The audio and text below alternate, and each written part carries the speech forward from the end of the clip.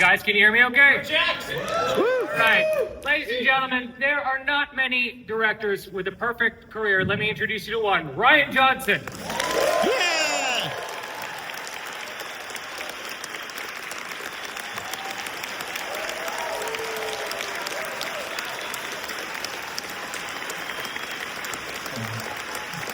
You guys?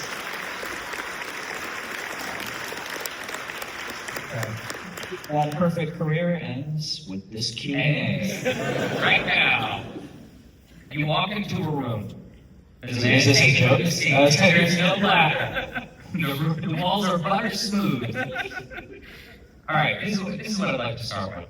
And as you know, we know each other a long time. I'm completely enamored of you as a filmmaker.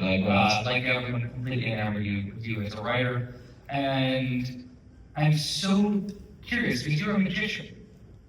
That's who you are as a filmmaker. Every time you bring us in, and we just sit there wondering how could this possibly all wrap up more than any other living director, frankly. And I'm so curious about your process. Do you start with an impossible question? Do you start with the answer and then work backwards? How does it begin? And Jason, thank you so much for doing this. First of all, thank you guys for being here tonight at the beautiful Egyptian. So I start with flattery, is the way I start. Yes, well, I'm Lie for a bit. 10 seconds of grace. I start with kind of two things. I kind of start with sort of a personal thing, kind of a question or a theme or something that I feel like I want to explore. And then I start with, typically, I guess I would phrase it as genre. I started with this, for example.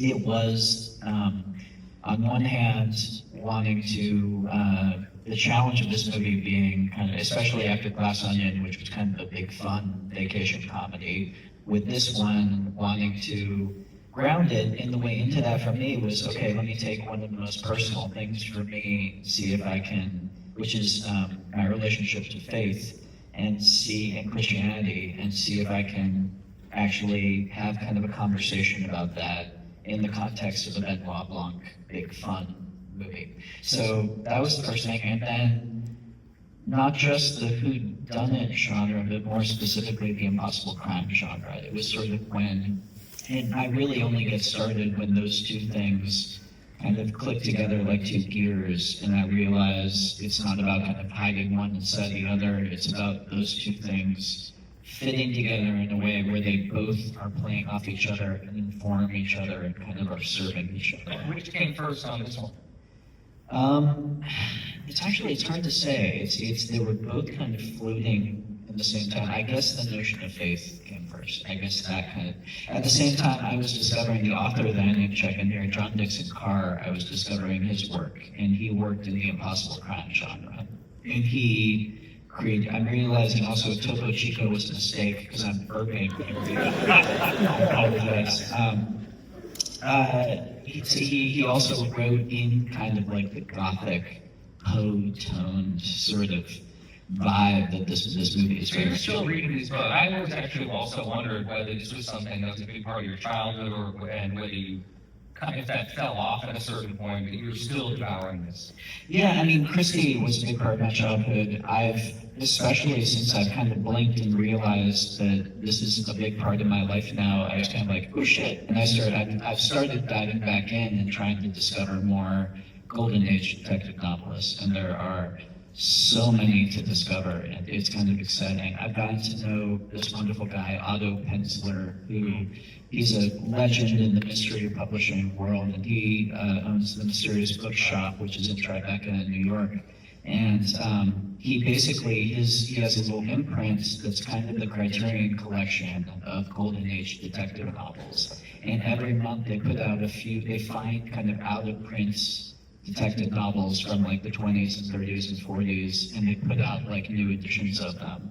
And so that's been like a huge resource. You have a deal with them where he slips them to you first? He totally mails them to me, and they pile up, and I feel like a bum because I have like 40 of them on my shelf. So yeah. Was there a moment on this one where you ever got stuck? This one was really, really tough. I was stuck. Oh, can you give us an example? What's a moment of you writing this where you are Ben LeBlanc and you actually can't solve your own crime? That's most of the moments. Literally, I can't isolate one. This was definitely the hardest thing I've ever written, and part of it though is the part of it was the fact that this was logistically a little bit tougher of a nut to crack in terms of the mystery. The bigger part of it though was the faith element. The bigger part of it was, I grew up very Christian. I didn't grow up Catholic. I grew up Protestant evangelical, but it was a big personal part of my faith, was a big personal part of who I was up through my early 20s. And I'm not a Christian anymore. And so it's very... Okay, coastal audience. So, I've tracked 2 facts so far. He was drinking Topo Chico, and then a woman yelled from the back of the audience. You're cracking I'm doing the clue. You're doing the clue. I see how this is going. So anyway, it's something that I have a very deep roots in, and it's also something that I wanted to get right. And by get right, I mean I wanted to actually be a conversation about faith. And I didn't, on the one hand, I wanted the movie to have a generous spirit.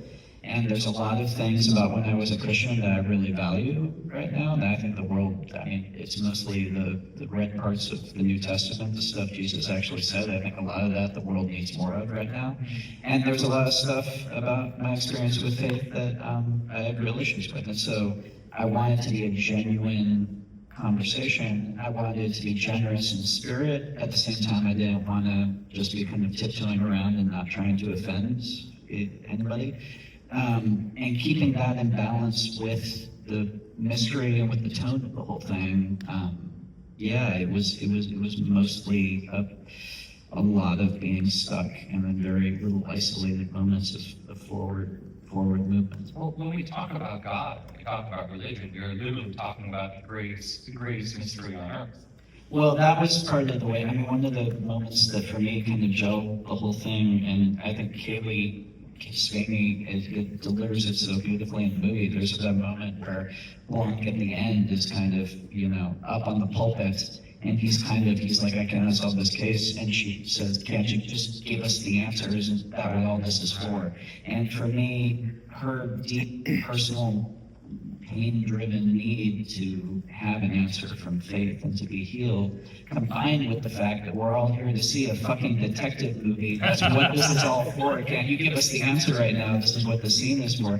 The overlay of those two things was very much sort of, it was kind of the starting point for the whole thing. Yeah, I feel, particularly through your Knives Out films, I see you working out your feelings about things. Your feelings about politics, this one clearly your feelings about religion. Is that on purpose? Do you think that's on accident? No, that's on purpose. That's definitely like that was sort of the starting point for the first one. Was I wrote the first one right after the 2016 election, and it was in some ways very much about how a lot of us were processing that through conversations with our families, and but more than that movie was kind of a very the more personal thing for me about that movie was it was about money and family. It was about how money poisons the well. You don't like rich people. I don't know. I take so much offense to these films. I don't. Intergenerational wealth does not go over well in Knives Out. Yeah, this is true. I don't like what money does to human relationships. And that's one thing that in the first movie with family, and the second movie with friendship, and the third movie with what should be the most selfless kind of serving the people who need it the most thing in the world, which is Christianity and faith. You know, I guess in that way, it's not a big intentional framework, but it very much is the way that money poisons the well of all three of those. Yeah. And it's fascinating how you've been, well, I see, and I think certain filmmakers do this, where we wish there was someone who would every once in a while just show up in our lives and just cut through and be like, this is this is that, and it's like seeing Annie Hall. I feel like you're that for me. I feel like we have lunch and you're just like, oh yeah. I feel lucky every time I get to sit down with you, and I feel like I learn something every time I'm with you. I'm curious, what did you learn on this film? I mean, I guess, I don't know. It's and I'm sure and anyone here who makes stuff, and you, I mean, it's a tricky thing to answer because the reality is, I think, you know, it's a several years process. It encompasses writing, which you learn so much or think you do when you're writing, and then you get on set and start working with the actors, and that it feels like everything you learned when you were writing, you kind of learn the next step up when you're working with them, and then you get in post and it's a whole other level. And then there's just the life you live in those years. I don't know, it's a hard question to answer. I feel like there's Your answer can be just, I learned nothing, I already tried. no, it's the opposite of that. I feel like it's making movies is it's like in the superhero movies where you go into sort of the gamma ray machine or something, and it's a growth machine though. It's a personal growth machine. And that's a real privilege to get to do that and to get to have this intense several-year experience where you bounce off of all of these people, and through conflict and through bonding and through all of that stuff, you kind of, in that way, it's like college, not in terms of being taught something, but in terms of having this intense experience. It's like a little crucible that moves you forward. Right. In life, I think. Yeah. These films have extraordinary texts. Are you at a point where you can kind of just think of whoever you want as you're writing and go, yeah, you know what, we'll just, Well, no, it's, it feels like that. It feels good. I like creating that illusion. Yeah, maybe, yes. Let's bring up. Clint. No, I know I mean, in some ways, especially now, we're very lucky because actors do know about the series. And also, I think they know that people have a good time making these movies. And so that puts us a step ahead. At the same time, it's still a casting process. Our casting directors, Mary Renew and Brett Howe, who we've used for many years, they still have the work cut out for them because we're going after the busiest people in the town. We're going after movie stars. Is this a scheduling nightmare? Oh, it's an absolute scheduling nightmare. Ron Bergman, my producer, is probably lurking off to there. He is right there. Yeah. Yes. Yes, it's an absolute scheduling nightmare, and it feels like a miracle when we close a deal and lands every single person on the cast. Did you know anyone, were you writing for anyone in particular while you started on this one? No, not at all. I've kind of learned that's like a path to heartbreak. I don't know if you find this too, like, just because inevitably if you have someone in your head, but also, and you know this, like I think it would also be unfair because you're then not writing, it's not like you're writing for the person, you're writing based on another role you've seen them play. Oh, that's interesting. I think especially with this, it's more fun to give them something you haven't seen them do before, like Andrew Scott playing like a man of steel, kind of like, I was like, I can't picture Andrew Scott in that role, and he's one of the best actors working today. Let's see what he does. They all are. Roland's fantastic. I haven't seen Roland act like that before. Good, man, yeah. Did anyone in particular from the cast surprise you with their approach? I mean, to say that Glenn Close surprised me sounds because she's Glenn fucking Close. But I'll tell you what did surprise me about Glenn though.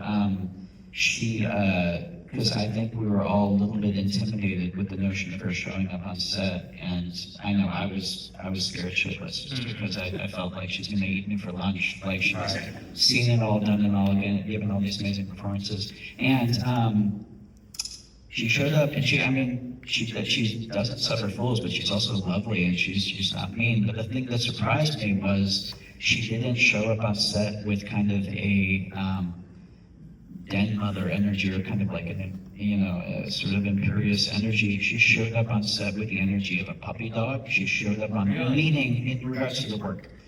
She was so giddy with excitement to do the work of making a movie, and she was so joyous in every moment. And she had just this energy that like inspired everybody, like Kaylee, the youngest in the cast, and me and all the rest of the cast. We were all kind of drawing this energy from Glenn, because she was just had this theater kid energy the whole time of we get to tell a story, and it melted my heart, and I loved her so much, man. You know what my favorite part of that is? When you have an actor like that show up and they just love the game and they're happy to be there, it means nobody else on set can act like a dick. You have to try really hard to be an asshole. Yeah, right? You can do it, but you have to try really hard. But no one on our set did it. You worked with St. Pete forever. Obviously with your cousin, what does the beginning of the conversation with your cinematographer look like? Are you watching movies? Are you looking at photos together? Are you describing things? Are you drawing for him? I mean, it's kind of a combo. I mean, Steve and I, we've been best friends since we were 17, so we have a real strong basis of having, we grew up, we've seen all the same movies and everything, so it tends to be more specific to the story. With this one, the first conversation was actually about, because I really wanted to get very theatrical with the light changes that happen, the natural light changes. Yeah. Those are gorgeous, by the way. Thank you. That's all Steve. It was, because the interior of that church was a set. It was a beautiful set that Rick Heinrich, our production designer, and his team built.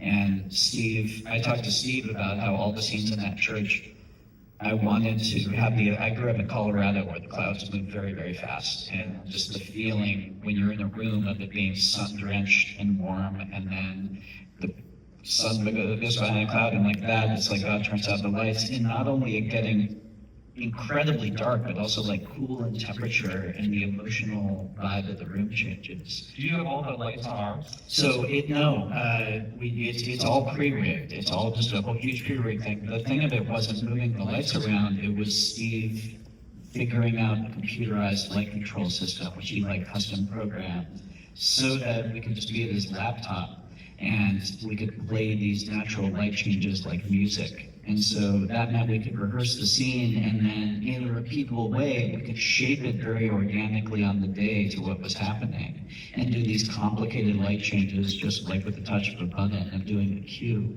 And so it was this wonderful thing where we could just base it entirely off the emotion of what the actors were giving us, which was really, really cool. Yeah, so an actor is doing that, literally you're watching a performance, and he's waiting to hit a keystroke. Yeah, or he'll hand, or sometimes he'll ask me if I want to do it. I'll be sitting, he gives me like a little like game controller, and I'll literally be like. Does that make you nervous, or are you doing that? I love that. It's like, I control the sun. It was really fun. There was the scene, and there was the kind of like the Twin Peaks scene where after Wicks punches Judd out in the little forest grove, and there's like the strobe light thing. Yeah. The firewalker thing. And we set up like 6 strobe lights, and Steve literally gave me, it looked like the Simon Press thing. And I was sitting at the monitor just like, and it was so much fun. And, Your first take, he's like, should we cut? Yeah. Keep on playing. Someone take the controller away from Ryan. Yeah. I'm so curious, with a script that's so seemingly tight, what are you learning in editing while you're cutting a film like this? I mean, so much. Really? Yeah, the thing that you don't do with these movies in editing, that sometimes you can do with other movies, you can't really move big chunks around. It's not like you have a thing of, oh, this scene could work well 3 scenes ago. It is very linear in that way, and that's harder to do. But what you're constantly doing with these movies is you're fighting pace, and you're fighting complexity, and you're trying to figure out how to constantly work out the pace, how to simplify anything that you can cut. You're figuring out how to cut, basically. So yeah, you're constantly Like, there's a lot that's on the cutting room floor. The first cut of this was like over 3 hours long. Really? Oh, yeah. There's a lot that we end up losing in the cut. And do you have to test the film differently to figure out whether the audience is getting it, whether they're getting it too soon? How do you figure out whether the audience is ahead of you? I mean, we just kind of show it to people and ask. I mean, we show it to like friends and family first, and that can be really useful for. It's nice because that kind of stuff is very quantifiable. That kind of stuff you can ask. Were you ahead of it? Do you know? More out of like 9 times out of 10, it's not that they were ahead of it. It's that they never got it, or they missed a big thing. So that's the bigger problem usually. So yeah, it's a constant kind of balancing act in terms of that. But the bigger challenge is, because that stuff you can kind of figure out, the bigger challenge is the stuff that's a challenge editing any movie. It's, are you engaged? Are they getting bored? Is it moving too fast? Is it, emotionally landing? That's kind of where most of the work is. This, obviously, this huge moment at the end, where Benoit Blanc realizes he's not going to reveal what he normally does. It's played over early on. It's like, I know you want to do a big reveal. Yeah. And of course, the moment I heard that, I thought of you. I thought of, this is what filmmakers do all the time. They're leading film up to a big reveal. Yeah. And I'm curious, in writing these scenes, and writing this film, is this something you were thinking about yourself? If you were thinking, oh, I love giving the audience this big move, and that's the moment where I do my, and written and directed by. And I'm curious, is that a moment of self-reflection for you as a storyteller? I mean, kind of. I still put written but directed by. But I mean, in a way, with this one, kind of. I mean, that's really perceptive because the truth is, with this one, I guess that was for me kind of reminding myself that, as opposed to the Blanc side of things, and here's the answer. Really remembering the important thing with all these movies, which is the climax needs to be moving and it needs to be impactful. In the climax is different than a reveal, and that's something that's really important in writing this type of movie, is never mistaking the reveal of information for a dramatic turn, and never mistaking the unveiling of who did it or why for an actual climax that's going to land with an audience and it's going to actually impact them. So the idea for myself of, What a great lesson. well, especially at the end of this one with so much complexity and so much kind of, clever stuff, and that the notion of openly taking that away from myself, of saying, and this is not what the whole thing is the whole thing needs to land on the shoulders of Blake Close, having this emotional moment, and more than that, of Josh O'Connor's character, Judd, giving that moment to her, and it's really the completion of his arc from the beginning of him wanting to do the priest. Right. This is a story that's a lot about faith. I'm so curious, and this for anyone who's a screenwriter in the audience, whether they've written 100 screenplays or half a screenplay. It takes so much faith every time you sit down to write something that you're going to get to the end. And I'm curious how that's changed for you as a writer. Look, I mean, you just made the 3rd movie in a series where the first one was nominated for an Oscar, the second one was nominated for a screenplay Oscar. When you sit down, where do you summon the faith to begin writing it? Thank you, ladies and gentlemen. That is actually the honest answer. It's and I don't. I mean, everyone here who writes, it doesn't matter what you. It doesn't matter how good you're feeling the previous day or whatever. It's when you're saying, like with this one, it was dark. I think I talked to you when I was in the middle of writing this one. Like, all my friends were kind of worried about me when I was writing it, because I had no faith at all. I was fucking, I was in a Dostoevsky place in the middle of this That's place. right, you become a Jew. Next Next time. That's number 4. Number 4 would be. And Benoit Blanc getting to, back to it. I could really ask you a question for hours about this film. You were brilliant. I feel lucky to know you. Ladies and gentlemen, the great Rian Johnson. Thank you guys for being here.